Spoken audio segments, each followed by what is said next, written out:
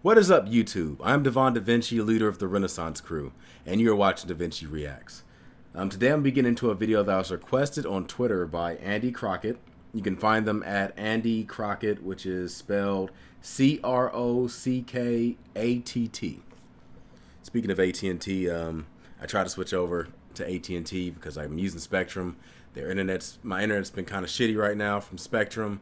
Anybody that's watched my streams know that my internet tends to cut off a lot because Spectrum has been giving me issues. I tried to go over to AT&T, and the only speed they offered me in my location was 5 megabytes a second, which is like, I want to say like 20 times slower than what Spectrum offered. So even though Spectrum's internet is spotty, at least when it is up, it's fast. So, I mean, I would love to switch over to AT&T if I had an opportunity to, but they don't offer any high-speed options in my area. There's kind of like a monopoly in Central Ohio with Spectrum, which is annoying as hell. But anyway, Andy wanted me to go ahead and react to Tim Minchin. I feel like I'd be pronouncing it wrong sometime. It's Tim Minchin. Tim Minchin.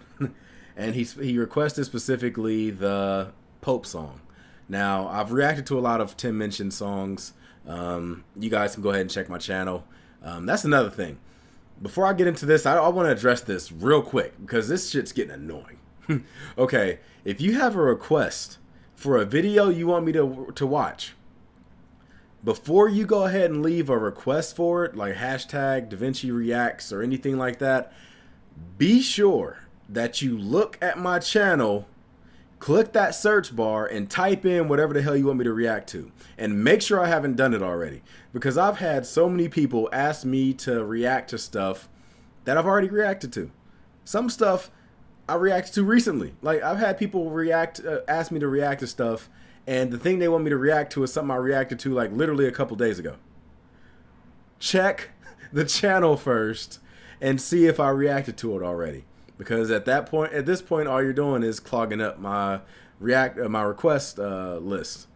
So yeah, check the channel and then make a request. But anyway, let's go ahead and jump into this because this is a video I have not seen yet. Play. Actually, do take any time to think about this notion of sacredness. You very quickly stumble upon the truth that sacredness isn't held inside objects or people or institutions that are held sacred, but rather in the minds, the collective minds of those who have come to believe or have been taught to believe that they're sacred. And that's actually fine. You know, that's your human right to hold sacred what you will. If you want to imbue earthly objects with supernatural agency, that's your right. And for that matter, I would do a shitty placard and march beside you in the streets to defend your right to hold sacred what you will. But this gives me an idea. I'm gonna write down some ideas think as I'm you get to tell listening other to this, what they should so I don't sacred. forget something I want to say. Tell me what historical figures I can or cannot satirize. Hallelujah!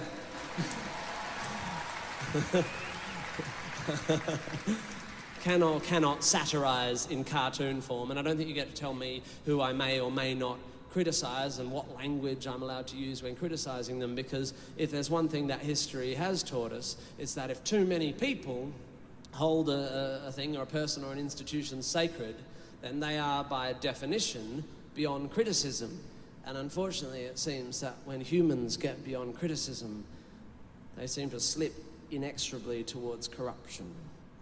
Always. Fuck the motherfucker, fuck the motherfucker, fuck the motherfucker, he's a fucking motherfucker. Fuck the motherfucker, fuck the motherfucker, fuck the motherfucker, he's a total motherfucker. Fuck the motherfucker, fuck the motherfucker, fuck the motherfucker, fucking fuck the motherfucker. Fuck the motherfucker, fuck the motherfucking Pope. I'm gonna leave it there for a second. You ever say a word so many times that you start to lose the power, like not the power of it, but you start to lose meaning, and then it starts to sound weird, and you start to think that you're saying it wrong. It got to the point where it started to sound like he was saying "fluck." I'm hoping that's not the rest of the song, because the word "fuck" holds a lot of significance in my language and vocabulary, and the last thing I need is for it to lose any significance for me, because I love that word. You can use it for anything. Fuck the motherfucker, fuck the motherfucker, fuck the motherfucker, he's a fucking motherfucker. Fuck the motherfucker, fuck the motherfucker, fuck the motherfucker, he's a total motherfucker. Fuck the motherfucker. This must have been back when we had Pope Benedict. Fuck the motherfucker, fucking fuck the motherfucker. Fuck the motherfucker, fuck the Dude looked like the damn. Dude like Palpatine. Fuck the motherfucker and fuck you, motherfucker, if you think that motherfucker is sacred. If you cover for another motherfucker who's a kitty fucker, fuck you, you're no better than the motherfucking rapist. And if you don't like the swearing, this motherfucker forced from me and reckon it shows moral or intellectual paucity, then fuck you, motherfucker. This is language one employs when one is a little bit cross at motherfuckers fucking boys. Yeah. And I don't give a fuck if calling the Pope a motherfucker means you unthinkingly brand me an unthinking apostate. This has now to do with other fucking godly motherfuckers. I'm not interested right now in theological debate. There are other fucking songs and there are other fucking ways. I'll be a religious apologist on other fucking days. But the fact remains, if you protect a single kitty fucker, then Pope or Prince or Plumber, you're a fucking motherfucker, yeah?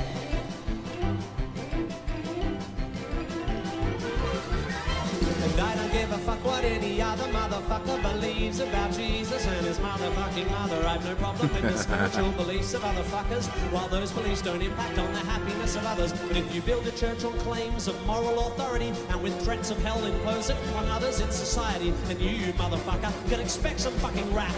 And it turns out you'd be fucking us in our motherfucking asses. Our motherfucking asses. Yeah. So fuck the motherfucker and fuck you, motherfucker, if you're still a motherfucking papist.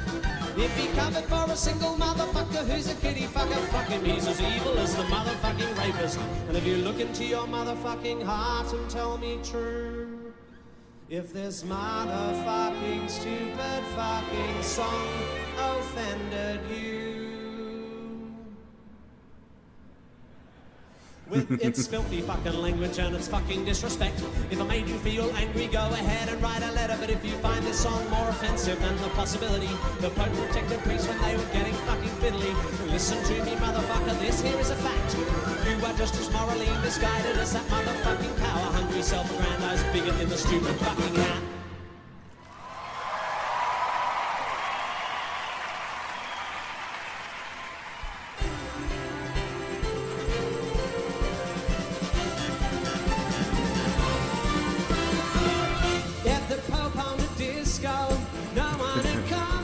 They won't allow gays there. Who'd start the dancing? Who'd start the dancing? Who'd start the dancing? Who'd start the dancing? If the Pope on a disco, if the Pope on a disco, if the Pope on a disco, who'd start the dancing? Who'd start the dancing? Who'd start the dancing? Who'd start the dancing? Who'd start the dancing? Who'd start the dancing? If the Pope on the disco, no. Well, the priest would start the dancing. I mean, in order for them to molest little boys, they have to be attracted to boys, right? That technically is gay, ain't it? Of course, that's a joke, you guys. Don't get too overly offended or some shit. I want to go ahead and I had to write this down because when he first talked about the whole idea of like religions and people feeling special, I had to write down a note, and my note is people are not special. I had to write that down just to make sure. It annoys the fuck out of me because people think that. And it's one of the reasons why religion is still a thing that has any type of influence in society, despite the fact that it is outdated as fuck. There goes that word.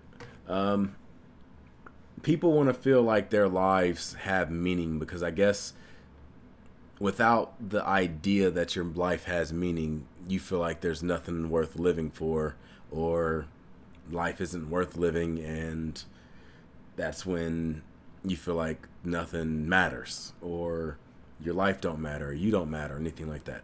Now, when I say people aren't special, I don't mean that we don't have meaning. I just mean that as far as the idea that, oh, well, humans as a species, we're this chosen thing, or we're a divine this, or we're different from other creatures and animals, or anything else. No, you are absolutely wrong. There's nothing special about us in that regards. At any moment, Mother Nature in some way can issue some type of devastating virus, or meteorite can come down from the sky, or very strong supernova or a gamma ray or something like that can come through and wipe us out in half of a second. We are not that special. That the sooner you accept that, the sooner you'll actually be able to look at a more reasonable, respectable goal in life and try to achieve it. You won't be sitting here trying to get this stupid idea of, oh, well, I'm going to try to save all human beings on Earth and do this, that, and the other. I mean, that's great as far as like wishful thinking is concerned, but it's not realistic. Like, it's never going to happen. People are too different. And just like he said, anytime somebody likes to think themselves as being too special, that's usually where corruption tends to come in. That you want to look at any cult leader, any religious figure that has abused their power, any politician that's abused his power or her power, it could be anything. Any person with authority that has abused their power usually stems from them feeling like they are above other people, or they have some type of divine destiny or something like that. That's usually how it always works. So stop with the divine destiny. Stop with you have a purpose on this earth that's bigger than you or anything else. Nobody has a destiny bigger than them. Your destiny is as big as you make it. Period. You have opportunities. Take advantage of them. That's it. I mean, I understand sometimes people might not see the opportunities in front of them, or they might not understand the power that they have at the moment to be able to take advantage of those opportunities. Like, you might think, oh, well, I don't really have enough money to go out and do my dream for this, that, or the other. And I think that we tend to overestimate what our dreams, or at least what it takes to start our dreams, not to reach our dreams, but to start it. Like, people tend to think that, like, oh, if I want to do this, I have to have a lot of money, or I have to have a lot of time, or I have to have a lot of skills, or anything like that. But the truth is, you can learn as you go. You can get money as you go. You can push things out of the way to devote time to it. I was just talking about earlier about the idea that I don't have a lot of time to do stuff, and how stupid and wrong that is. Like, let me give you an idea. People tend to, when it comes to time, like people that say they don't have time to do stuff, usually they tend to base their time on their desired schedule, not what their current schedule is. And I'll give you an example. My desired schedule would be to go to sleep at, let's say, 11 or 12. My reality is, most days I end up going to sleep at like 6 o'clock in the morning. Now, because my desired schedule ends at 12, mentally that's where, or at least back in the day, that's where I would stop my day. So like from 12, even though I'm up from 12 to 6 in the morning, I don't consider that a part of my day. That's just like wasted time. And most of the time I'm not doing anything during that time. But then when I wake up, I'm sitting here talking about how I don't have time to do anything. And if I base it on the old schedule, that's kind of right. I end up waking up at like 11 o'clock, sometimes 12, sometimes even later than that. And, if you want to go from 12 to 12, yeah, you only have 12 hours in a day. That's not really a lot of time to do a lot of stuff. So, yeah, you don't really feel like you have a lot of time to do stuff. But you're not taking it, or at least I'm not taking into account, the 12 to 6 that I'm staying up. If I take that time and start putting stuff in there and just saying, screw it, let me just treat this as a part of my day, then I'll have a lot more time to do stuff. Like, you guys may have noticed whenever I do release videos, I've been releasing videos kind of earlier. Usually, I used to release videos at like 1, 2 o'clock in the morning Eastern time. Now I'm releasing them like, I want to say like 4 or 5 o'clock Eastern time. The reason I'm doing that is because now I'm recording my videos during the time when I assumed wasn't considered time. Like right now where I'm at, it is currently 3:30 in the morning. I am recording videos right now at 3 o'clock in the morning. Back in the day, I would not have done that. I would have ended my day back at 11 o'clock, and I would have just been sitting here. I don't know if I'd have been watching YouTube videos, playing a video game, or whatever, but I wouldn't have been doing anything productive. So let that just be an idea. If you feel like you don't have a lot of time, actually sit back and look at how much time you're woke on your current schedule. Not what you want to be, like, oh, I want to go to sleep at this time. So no, look at what you're actually doing. And unless it's actually impacting your daily life, like if you have a job where you have to wake up early and stuff, then I understand, okay, well, you need to go ahead and try to move your sleep schedule earlier and stuff like that. But if it's not really too much of a problem for your work schedule, make sure you calculate all the time that you're up and like all the free time that you have. Even time that you don't really consider to be productive time is still productive time. You can do something in 30 minutes that would help you as a person or help you in some way get better at doing something. So that's just a message I wanted to go ahead and give you on that. Yes, it is a fucking travesty what's going on with the Catholic Church and child molestation and things like that. They should be held fully accountable. Everybody that's ever done any type of child molestation of any kind need to be fully accountable of. We need to stop assuming that children are lying when it comes to child molestation and things like that, because I mean, I've had it in my own family where people have, where we had a relative, and I'm not going to get into too much detail, but we had a relative and they did some stuff and we didn't learn about it until much later.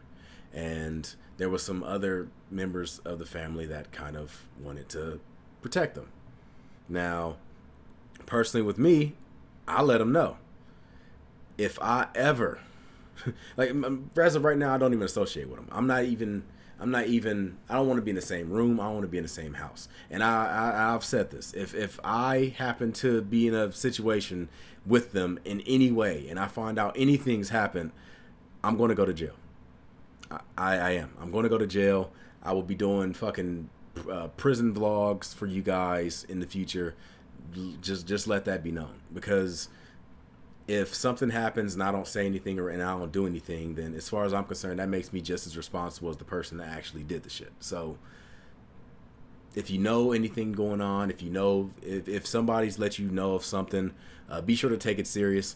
Now that doesn't necessarily mean just automatically believe them and then condemn the other person, because it's possible that it could be wrong.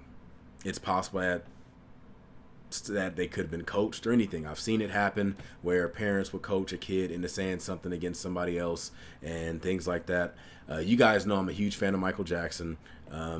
I truly believe that the Michael Jackson situation was extortion and things like that. And this is someone who became a fan of Michael Jackson after studying the trial. I wasn't a fan of Michael Jackson before the trial. I was somebody making jokes and everything else, just like everybody else. But it wasn't until after I studied the trial, read the transcripts and things like that, I actually picked up the fact that based on the evidence from the trials, he didn't do anything to the kids that accused him. Now, like I said, personally, I can't say whether or not he did anything to anyone because I wasn't there. Only person that knows the full-on truth is Michael Jackson and whatever kids that say he might have done something to him. But based on the evidence of the people that's come forward, none of them has presented any type of evidence at all. Speaking of which, I need to go ahead and make a video about the Leaving Neverland documentary that I guess documentary, it depends. It depends on what you describe as a documentary, because we can go through the evidence of that goddamn documentary and the two people that are accusing him of it, and it is funny. It is laughable. Some of the things they say as far as like their reasons for why they're accusing him now, and it's not about money, despite the fact that you tried to sue his estate for $1.6 billion. But, you know, it's whatever. I'll go ahead and make a video about that at some point in the future if you guys want to hear about that. But yeah, be sure to step up. And I mean, I did a video where I reacted to the Gillette commercial where they said that men should hold other men accountable and things like that. That goes for everybody, not just men. People need to hold people accountable, but that speaks to it. Like when it comes to things like that, you need to step up. If somebody accuses a friend or a family member of doing something, take it seriously. Now, like I said, that doesn't mean you have to condemn the other person flat out, but make sure you look at the evidence. And if the evidence says that something happened, then God damn it, you need to treat it seriously. Don't sit here and brush it off, or, oh, well, I don't want this person out of my life, so I'm just going to go ahead and pretend that nothing happened, or I'm going to pretend it wasn't that serious, or anything like that. Like, take that shit serious. Because the thing it does is it makes that person who did get abused, if they were actually abused, it makes them not want to come forward with other stuff. And it makes people around them, if something happened to them, they don't want to come forward because they think, oh, nobody's going to believe me. Oh, nobody's going to take me serious. A lot of times people will get actually shut out for accusing someone. Like, I've seen it a lot with, like, let's say a woman gets a boyfriend, and then the boyfriend abuses the woman's child, and then the child comes forward and says something against the boyfriend. The mom, who doesn't want to get rid of the boyfriend or pretend like the daughter or the son or whatever are the ones that are wrong. Like, oh, you're just lying. Why are you doing this? And then that makes them not want to come forward with other stuff. And scenarios like that make people who have been through that not want to come forward. But anyway, that's just something I want to go ahead and let you guys know about. God damn it, how the fuck did I get here from a comedy special? Like, damn it, Tim Minchin, why the fuck are you making me talk about this stuff? And it's supposed to be a humorous video. I'm sorry, I didn't mean to go that deep into it. It was very dark, but I mean, hey, it was very funny. I loved all the fucks you said at the beginning. So, jokes. Anyway, that's this video. I hope you guys enjoyed it. If you did, make sure you hit that like button, subscribe, and share. I'm going to go ahead and sign out. This video is already too long. So I am DaVinci, and you have just been a little bit more enlightened. So hopefully I'll see you on my next video. And until then, I'm going to give you the deuces. And I'm signing out. Deuces.